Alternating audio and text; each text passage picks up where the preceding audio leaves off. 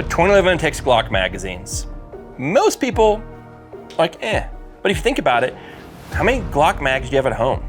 You probably own a Glock still. You probably got like a Glock 36 or something, plastic sights. Then one day you grew up and got a real gun, a steel gun. Well, if you never looked at a 2011 that takes Glock magazines, I got one for you. And this is my personal gun that's hit 1,000 rounds. Let's go to the range and shoot it.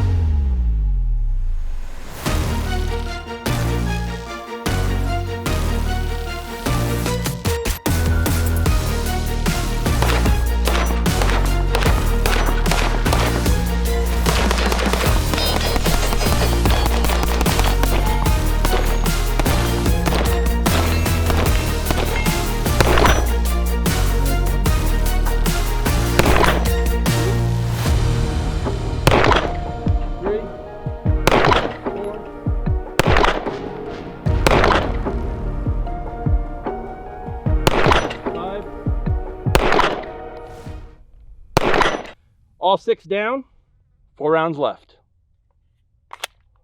All right, you guys, so as I mentioned, Stealth Arms Platypus 2011 that takes Glock magazines. That's crazy, and if you have been living under a rock and you have not heard of this pistol, well, I'm gonna share some gospel with you because this thing runs and runs and runs and has 0 issues. Before I get into all of that, we make holsters for this gun. We make holsters for this 5-inch 2011 style pistol, for XCs, Chambers Customs, Prodigies, all the holsters, Fireland mods that we offer are on our website at rdrgear.com. Under the Fireland tab, under the custom modified holsters, you'll see all the selection there. However, if you are looking to get one for the Platypus, we are working to build out a dedicated Platypus drop-down. We don't have one yet, so if you do order or need a holster for this gun, order the Staccato XC 5-inch, or for the 4-inch Commanders, you're gonna order Staccato 4.1, and in the notes, just put Stealth Arms Platypus, and we'll handle the rest, because there are a few mods we have to take into consideration. We're gonna talk about those today as well. So, Stealth Arms Platypus. If you have not heard of this pistol, I'm gonna give you the rundown. This is a 2011 style pistol that, as I mentioned earlier, takes a Glock 17 magazine. These are the Shield Plus base pads, and I'll link the original review I did on this gun. This is a kind of an overview of the things I've learned over the time I've had this pistol, and some things I'm gonna share with you guys when you're shopping for one and you're looking for accessories, because even though it is a 2011 style gun, it is different in a couple aspects. And so on a 2011 pistol, if you did not know at home, it's a 3-piece component pistol. You have a grip module, a frame, and a slide. All 3 combined to 1, and therefore you can take grip modules off the gun, add polymer, steel, etc. On a Platypus system, it is a traditional pistol. It is a frame and grip and slide. So therefore it is a little different when you look at the dimensions. So it is taller in the middle, just like the Glock Gen 5s. When Glock Gen 5s hit the market, this is probably 6 years ago when I was starting messing with these things, no one could figure out why we couldn't get a Gen 5 Glock with a TLR1 light to fit in a Gen 4 holster, since it had always been Gen 3 Glock, Gen 2 Glock, Gen 4 Glock. There was no issues. Well, we didn't realize that the actual gun was taller from top to center of the weapon light. So when you look at the pistol, for example, this height here to here is taller than a 2011 traditionally, because the frame and slide height is taller to start with. Therefore, the light is lower on the pistol. And we're gonna talk about weapon lights here as well. That is a reason why this holster or this pistol needs a specific mod to make it work, because of its depth on the weapon light. So this is my personal holster that I've modded. This is what we mod all the Platypus systems off of. And so that is where it fits like so, right? And that is for your X300 red dot. It is red dot compatible, so your Acros, your RMRs, your SROs, all those fit. Weapon lights, it'll fit anything.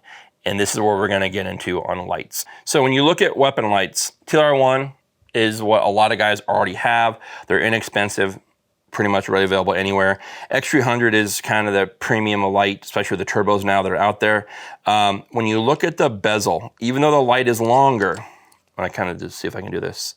I don't know if you can see this or not in the overhead here, but you'll see how the TLR1 is longer on this bottom edge right here. And that is because the bezel has a step down right through here. So when that step down is in the holster and you have a taller gun going this direction, you now have rub on the bottom of the holster. So that is why we have to fix this spine of the holster to accept this pistol. With the TLR1, no matter what you do, it's always going to be tight. And with the holsters coming out of Mexico now, the QC is off. I try to check that out and everything that leaves the shop, but we do quite a few of these, so sometimes things miss, or if you guys order one not from us, which I don't know why you're not buying from us, but you're going to have that issue, especially with TLR1. It's going to be tight. That is why the narrowness of the X300 works much better, because of that narrowness of the light, and it doesn't have that depth to drag on the bottom of the holster, because again, you guys can see how much of that step down is there. Now, you don't have to go budget wise and blow your budget on a $300 something light. If you have not seen the new TLR7 HLX, I highly recommend you check this little guy out, because this is basically going to replace your TLR1. This is a much better light in my opinion, and the switches that are on this light are phenomenal. They are straight up and down activation, so there's no rotating the rotary phone kind of thing you have with the TLR1s. You're not kind of flipping it down, you're not flipping it off, you know, you're just going to push down and light activates. What's cool about these, with the new pin system in here, you can pull a short one, put a long one. You can do a lot of different things with these new HLX lights. Shout out to Streamlight, my boy Bryce, for helping me out with getting a product for review, and we'll be talking about these and holster compatibility, etc. in the future. But Streamlight does a great product. The new HLX is a phenomenal weapon light. I'm really impressed with how they're able to get that much juice into such a small light. Upside is there's some downsides and upsides. One thing is holsters, but with Safariland products, all three of these weapon lights, including, what am I missing here? TLR9 is another one that's in there. What else? Hollow Sun. The Hollow Sun works as well. Enforce, all those kind of lights all work out of the same holster, because the holster, this portion of the holster, unlike a Kydex holster that's molding to the light for retention, it is generic. It'll fit any of these. So no matter what you put on here, you're good to go.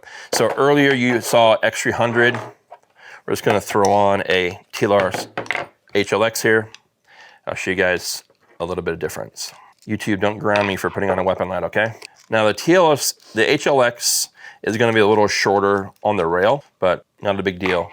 But, you know, so now you can, it's much easier to activate with those switches. And then you'll notice something, I don't know if you guys will hear it or not, but it's a much cleaner, much faster draw, because it is such a narrow light, and the fact that it runs even with the bottom of the trigger guard. There isn't a bunch of hang off down here with the X300 or the TLR7 or TLR1, so now you have a much cleaner fit right back in the holster. And what's nice about these narrower weapon light, because you'll look at that, it's only as wide as the gun itself, okay? So now, straight back in the holster it goes. So a much cleaner, much easier reholster and draw by using the narrower light. So that's something that I've learned, you know, just from the mods and for customers, because I get a lot of guys who are buying the Platypus with the TLR1. I'm surprised how many Leos I deal with who are running the Platypus now, which is awesome, because they're seeing your liability as well. I have had not one malfunction with this gun, and I mentioned earlier, I'll talk about all the features in the previous video, I'll link it to it. So when I got this one, it had the new pickle grip texture, the bull barrel, etc. Direct cut for the acro. But if you are going to go into this price point, you're around just shy of 2,000 bucks. I still feel like if you're gonna go that route, X300 is the ideal weapon light, or if you don't want that larger light, you can go with TLR7X, or HLX, excuse me. But at the end of the day, holsters right now, like if you need an off-duty holster or a concealment holster, this is gonna be a tough combo with this setup here. X300 is probably gonna be a much, I think QVO, Roger over at QVO Tactical, Roger has some of his holsters that fit this configuration with the X300 and his cliff mounts, so you can check that out. But for a 2011 platform, if you're gonna go Platypus, I still would say spend the extra money, go X300. It's gonna give you better longevity and holster fitment, especially if you wanna get into a Safariland. Granted, the TLR1s are cheaper, and if you're gonna go TLR1, man, and you wanna go Safariland, go the TLR9. It's the same price as one of these, better switch, slightly bigger than in the HLX, better switches, 1,000 lumens, all the great same stuff as a TLR1, just a more updated body design and style with better switches. It's a better investment overall. Buy it on Amazon. If you don't like it, send it back. So guys, you know, I never thought that when I first heard about Platypus that, oh, the 2011 takes Glock mags has been tried, right? Tim and his team over there, I met Tim on a random phone call one day. He was looking for holster support for Safariland products for his customers. We talked for a little bit. He's a small business, family owned, just like me, my brother, him and his wife. I met him and his wife at SHOT Show, his daughter at SHOT Show. They're great people. When Tim called me and said, hey, if you want a gun, go ahead and build one. I built one, there's a coupon for 100% discount. So they basically sent this gun to us from me. This pistol serialized is RDR 2024. So this is something cool for me, and I shoot the gun a lot. I really enjoy shooting it because it really does show that when you have a mission, you have a goal, you have a good team around you, anything is possible. So a shout out to Stealth Arms for making a killer product. Is now at 1,800 and something rounds today we shot. But I am very pleased with this gun. It runs lights out. If you have not looked at one yet, you want one, and I think the best thing about this pistol, no one will have one like yours because you can customize every piece of this pistol. Write down the serial number. So check them out, Stealth Arms, the Platypus. That's all I got for you guys today on this 1,000 round follow review on the Platypus. Take note on the weapon light stuff. If you have questions, DM me, email me, get a hold of me. I'll walk you through it. Holsters are on the website. Just add a note, Platypus, and I'll get you squared away. Other than that, you guys, if you made this far in the video, one, thank you very much. Two, like, share, subscribe, comment. We're trying to get those numbers up there. We're so close to 40,000. But if you do like, share, and subscribe, it'll show YouTube you like this kind of stuff, and you'll see more of it, and you'll see next time we upload the video. Next time, be well. Take care.